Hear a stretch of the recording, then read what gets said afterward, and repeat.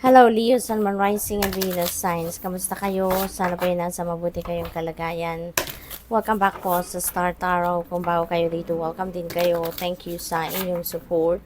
I truly appreciate it. God bless you all, Leo. Po na mensahe po ninyo ay Five of Wands. Ayan. So, siguro, merong tawag dito, merong meeting kayong pupuntahan or pinuntahan rito, or baka merong pag-uusap, no, sa opisina, mga ganon. May discussions siguro happening dito with a group of people, pero siguro hindi nagkakaintindihan, no? Hindi nagkakaintindihan to the extent na baka merong diskusyon, merong disagreement dito kasi nga hindi nagkakaintindihan because maybe everyone is talking, everyone is expressing their opinions at walang nakikinig. So papaano nga naman, 'di ba? Magkakaintindihan kung lahat nagsasalita. So maybe gano'n ang sitwasyon ng iba sa inyo rito, Leo. So maybe there is a need for someone, no, for some of you to step back at hayaan magsalita ang bawat isa. No, makatapos kayo magpahayag ng inyong nararamdaman, then allow other people to speak din, 'di ba? Para magkaintindihan.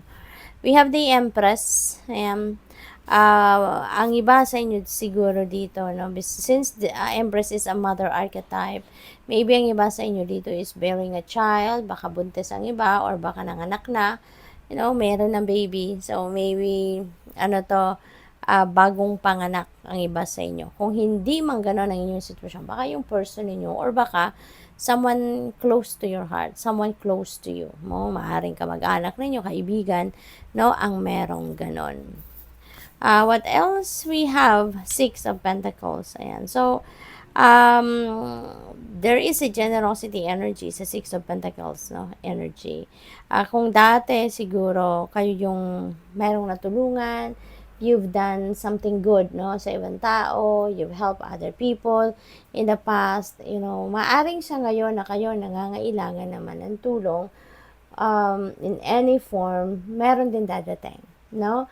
Hindi necessarily na yung tinulungan ninyo, yun din ang tutulong sa inyo sa ngayon, hindi. Pwedeng hindi, no? So, maybe there are other people that will reach out to you para tulungan kayo. So, hindi necessarily na kung sino yung ginawa ninyo ng pabor in the past, siya din, ang bibigay sa iyo ng pabor sa ngayon. So, maybe may ganon, pero pwede rin naman na hindi, 'di ba? So, we have Page of Swords. Ayan. So, dito naman sa Page of Swords, there is a curiosity, no, for some of you. Maaaring meron kayong gustong alamin. Maaaring meron kayong gustong matutunan. Meron kayong gustong diskubrehin, yung ganon, no? So, probably meron ditong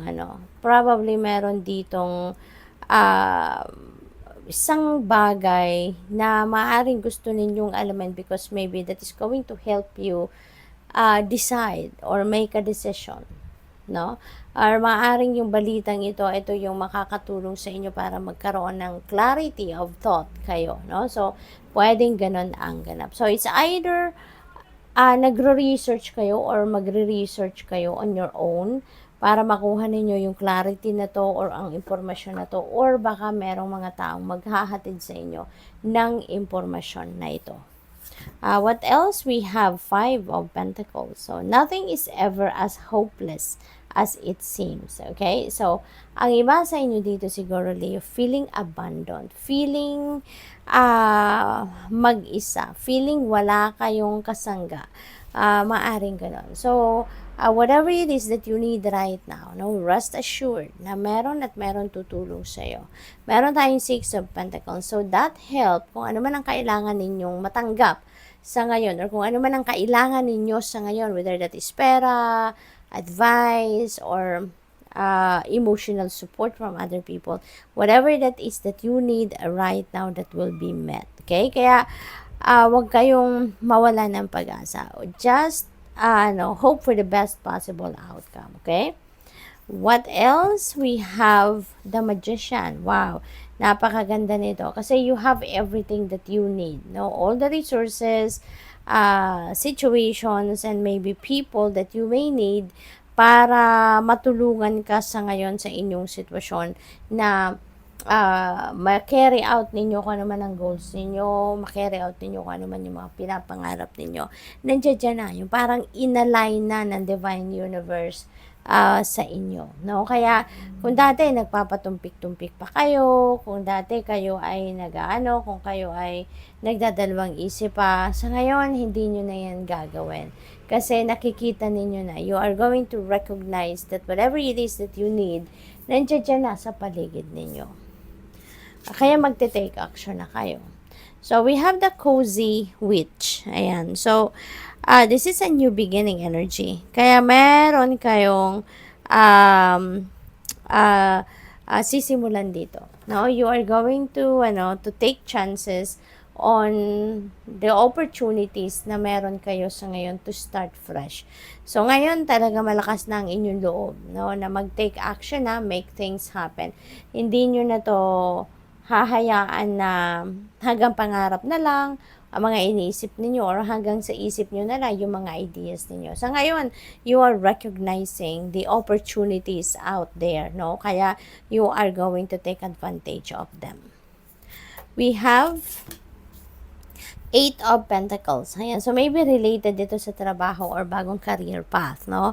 Nasisimulan ninyo. So, this could be a new job. This could be a new a business venture or baka bagong career path itong sisimulan ninyo, no?